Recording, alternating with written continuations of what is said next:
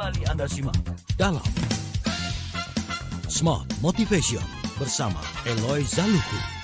Smart Motivation.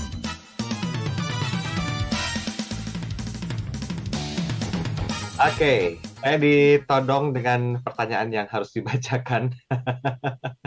Ini di program Smart Motivation bersama dengan Pak Eloy Zaluku. Langsung saja saya membacakan satu pertanyaan yang masuk ya dari Pak Wempi. Kalau Pak Wempi bilang begini, Pak Eloy, jadi intinya pentingnya budaya organisasi itu apa? Kalau hanya menghancurkan strategi yang dibuat. Apakah idealnya ini dilakukan oleh para pemimpin juga atau para pemangku kebijakan dalam sebuah perusahaan yang mereka pun penyusun strategi tersebut? Terima kasih Pak Wempi. Tadi saya sampaikan bahwa inti dari pembahasan kita sebetulnya adalah jangan sampai budaya organisasi itu memakan habis strategi yang sudah dibuat. Ya. Jadi waktu pertama kali Pak Peter Drucker mengeluarkan kalimat itu, maksud beliau adalah mengingatkan para pemilik dan pemimpin perusahaan atau pimpinan-pimpinan lembaga pemerintahan dan semuanya bahwa, hey, kalian tuh jangan hanya fokus mikirin strategi. Karena percuma, strategi dibuat setebal apapun, bahkan dengan bantuan konsultan ternama di langit dan di bumi dan dimanapun, itu nggak ada artinya kalau ternyata budaya organisasinya tidak mendukung. Loh, kenapa? Karena strategi kan harus dieksekusi, Mas Daryl. Iya dong. Nah, ternyata dari pemahaman orang yang bernama Ramcharan misalnya, 79% dari strategi yang pernah dibuat tidak pernah tereksekusi. Gitu loh maksudnya. Kok tidak itu kan belum banyak banget ya, 79% loh. Kok nggak tereksekusi sih? Karena budaya organisasinya tidak mendukung. Sehingga tadi ya saya sampaikan Pak Wempi, jangan strategi memakan budaya atau budaya memakan strategi. Terus gimana dong? Budaya dibangun bersamaan dengan strategi. Begitu Pak Wempi. Oke, satu lagi. Ini ada, Nadine. Kalau Ibu Nadine bilang begini katanya. Biasanya yang terjadi ketika budaya itu memakan strategi di perusahaan keluarga ya Pak Eloy ya. Ini saya alami 3 tahun yang lalu sehingga saya memutuskan untuk resign. Capek-capek kita tim mengatur strategi untuk meningkatkan penjualan, tetapi ujung-ujungnya budaya perusahaan lah yang menang. Alhasil, para petinggi dan pemilik perusahaan tersebutlah yang mengambil alih segala keputusan dan menghancurkan strategi yang telah dibuat oleh timnya. Oke. Menarik sekali Bu Nadine dan saya sepakat, saya setuju. Tetapi seperti saya sampaikan di 2 minggu yang lalu dan juga minggu lalu, saya sampaikan lagi hari ini bahwa kondisi, situasi, disrupsi, perubahan bisnis memaksa semua pemilik usaha dan pemimpin organisasi dan lembaga untuk memperhatikan tentang budaya ini. Kenapa? Transparansi sudah tidak lagi sebagai pilihan. Kudu. Minggu lalu kita berbicara mengenai Gen Z, generasi Z yang akan terus mendorong, meminta dan memaksa para pemilik usaha untuk transparan. Dan sekarang bergulir, kita akan melihat di seri-seri berikutnya bahwa sudah tidak zamannya lagi perusahaan termasuk family business.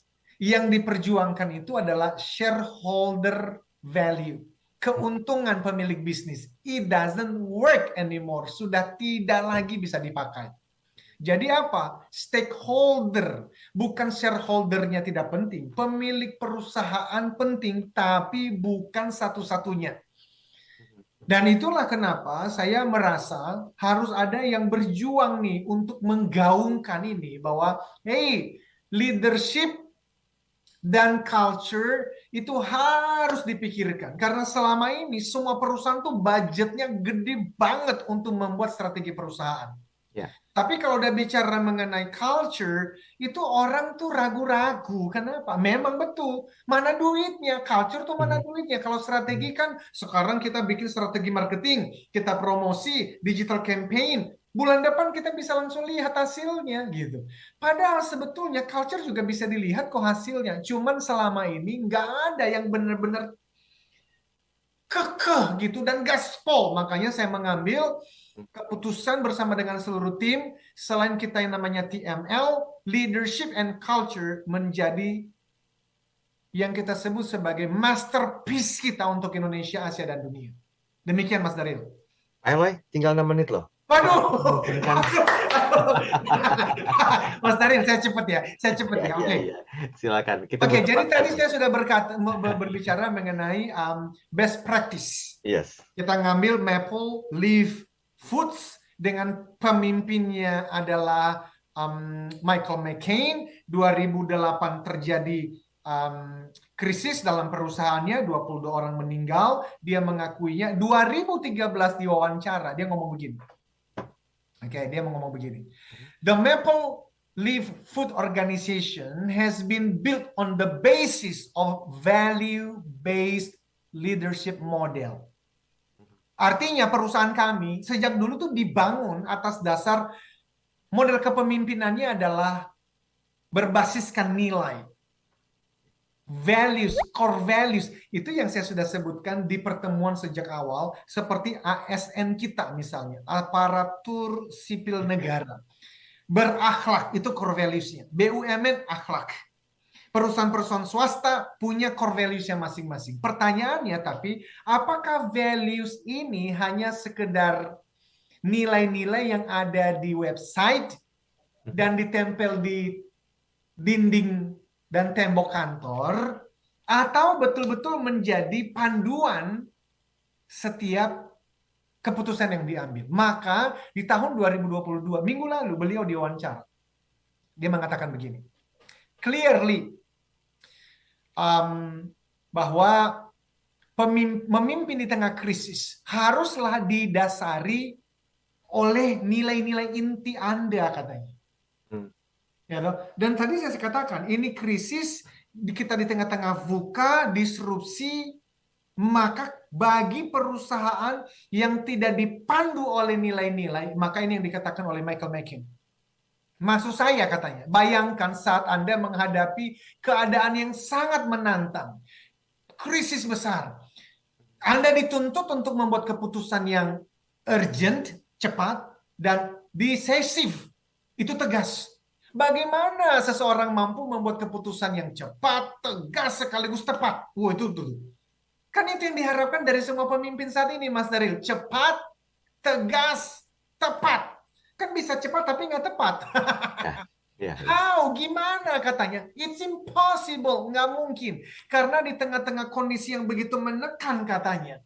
Itu orang tuh cenderung berkompromi, cenderung takut, cenderung memikirkan begitu banyak risiko. Sehingga di saat seperti itu, true north. Maka prinsip itulah, nilai-nilai itulah yang menjadi pegangan kita. Maka ketika ditanya mengenai pentingnya budaya, dia bilang begini, man, come on, dia bilang begini loh. Budaya itu apa sih? Budaya itu dia bilang begini, dalam pengertian yang paling sederhana, bagaimana orang-orang berperilaku ketika tidak ada seorang pun yang melihat. Bagaimana orang-orang di satu tim di sebuah perusahaan, entah itu BUMN, entah itu kementerian, perusahaan swasta, startup, family business, bagaimana sih orang-orang di perusahaan itu berperilaku saat tidak ada CCTV, tidak dilihat oleh atasannya. That's culture. Dia ngomong begini, mana ada yang lebih penting daripada itu, katanya. Semua karyawan kan umumnya mereka bekerja menggunakan pikirannya, talent, otak, pikiran, skillnya kan emang bisa di bawah mikroskop. Ya boleh aja ada CCTV. Tapi benar nggak dia menggunakan pikiran terbaiknya? Kan enggak. Karena itu tidak ada yang lebih penting menurut Michael McCain. Daripada membangun kepemimpinan dan kemudian budaya yang baik yang membawa perusahaan kita menjadi lebih baik. Jadi kesimpulan dari saya begini, Mas Daryl. Mhm. Itulah bagaimana budaya perusahaan memakan habis strategi yang pernah dibuat, yaitu ketika eksekusi tidak berjalan baik. Maka jangan hanya membuat strategi, percuma. Tidak akan tereksekusi dengan baik. Cara terbaik adalah bangun keduanya bersama-sama, bangun budaya, bangun strategi, dan sesungguh-sungguhnya. Itu adalah tugas pemimpin yang sangat urgent saat ini. Bagaimana caranya? Ajak kami berdiskusi, karena memang itu yang menjadi minat kami dan fokus utama kami. Demikian Mas Daryl. Selesai. Ini daging. Bagi Anda semua yang mau dengerin langsung atau memutar ulang tayangan ini, silakan Anda bisa menuju ke kanal YouTube Smart FM untuk secara detail mendengarkan penjabaran yang disampaikan oleh Pak Eloy khusus di edisi hari ini. Inilah akhir perbincangan kita. Saya Daryl Adam. Saya Eloy Zaluku. Inspire people, develop leaders, and build organizational culture. Sampai jumpa. Thank you. Telah Anda ikuti Smart Motivation bersama Eloy Zaluku, the one and only Theocentric Motivator, Sales Training, Expert, and Performance Consultant. Terima kasih dan sampai jumpa.